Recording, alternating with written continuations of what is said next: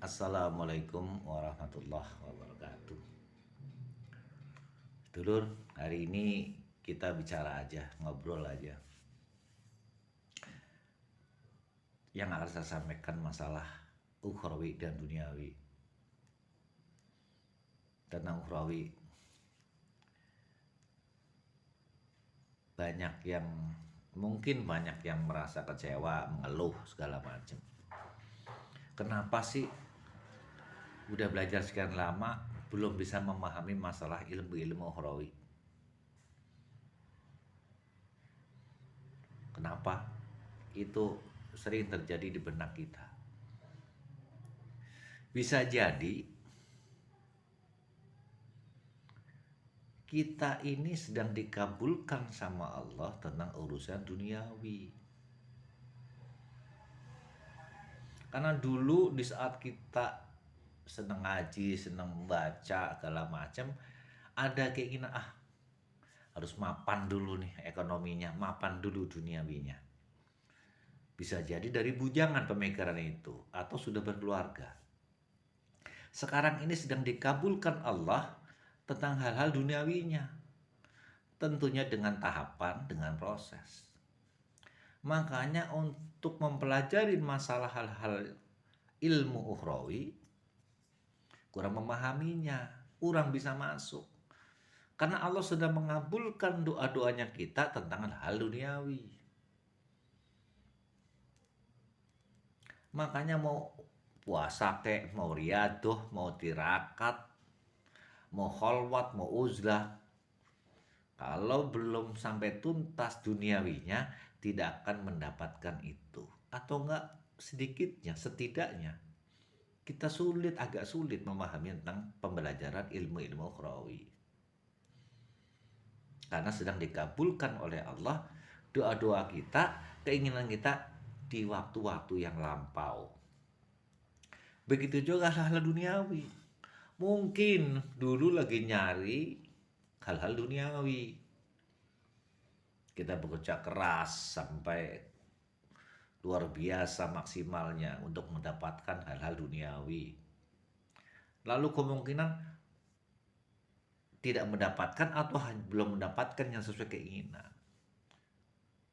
Akhirnya punya pemikiran, punya keinginan, yang belajar ukhrawi gitu.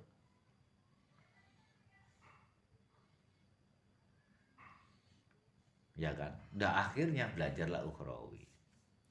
Dan sekarang akhirnya dikabulkanlah sekarang tentang keinginan kita belajar ukhrawi.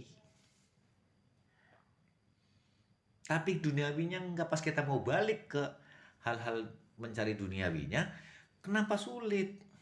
Karena sedang dikabulkan oleh Allah keinginannya kita, doanya kita di masa lampau tentang pembelajaran ukhrawi. Itu kita suruh dituntaskan dulu. Paling tidak kadarnya sesuai dengan kadar menurut Allah, bukan menurut kita. Jadi sekarang ini tentang ukhrawi dan duniawinya sedang dikabulkan oleh Allah Subhanahu wa ta'ala. Ada yang cepat memahaminya ke sana, ada yang kurang, tapi duniawinya gapak. Duniawinya cepat karena hal-hal duniawinya yang punya keinginan kita yang dulu-dulu sedang dikabulkan. Ada yang dikabulkan duniawinya, ada yang dikabulkan ukhrawinya. Nah, kalau sekarang ini kita seolah-olah mengeluh, bahkan menolak, sama juga keinginan kita, doa-doa kita yang sedang dikabulkan Allah, kita tolak sendiri. Padahal itu doanya kita. Maka munafiklah diri kita terhadap diri kita sendiri. Jadi kalau belum dikabulkan doa kita, keinginan kita yang sekarang ini, entah itu duniawinya maupun ukhrawinya, sama juga mengingkari diri kita. Jangan nyala-nyalakan pada yang lain, bahkan menyalahkan pada Allah. Karena Allah mengatakan sesungguhnya apa yang terjadi dalam diri kita karena hasil perbuatan kita. Perbuatan itu bukan hanya perbuatan fisik, bisa jadi perbuatan akal kita, batin kita, kenang kita. Ada perbuatan dohir, ada perbuatan batin. Nah, kita jangan sampai terjebak oleh pemikiran diri kita. Karena nafsu diri kita terjebak oleh nafsunya kita. Kita terjebak oleh cara berpikirnya kita. Makanya mau kholwat kayak pun tidak akan bisa memahami ilmu Allah. Seandainya tahu pun hanya sangat sedikit. Begitu juga duniawinya. Kalau kita lagi dikabulkan ukhrawinya oleh Allah, maka menjadi dunia pun yang apa yang kita inginkan tidak akan mendapatkan itu. Paling tidak belum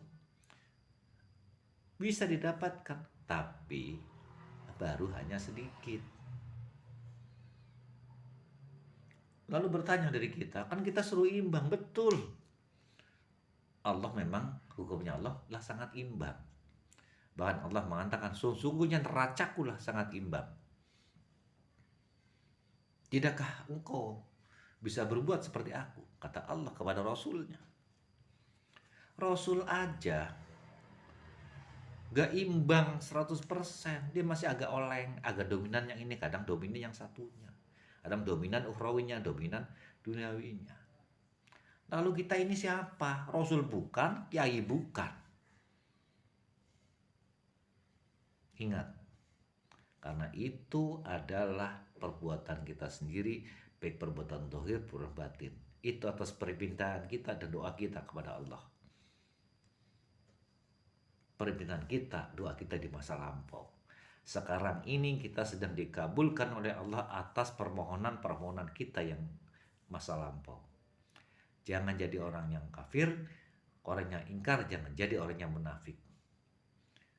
Dan satu lagi, jangan merasa kita memahaminya, merasa paling memahami, paling mengerti, paling pintar.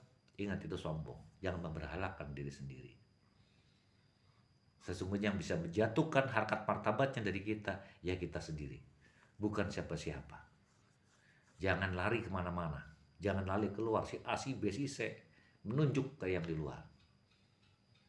Ingat, mari kita mawas diri, karena orang sebaik-baiknya orang adalah yang bisa menasihati diri kita sendiri. Jaga lisan kita, baik lisan bibir atau lisan batin.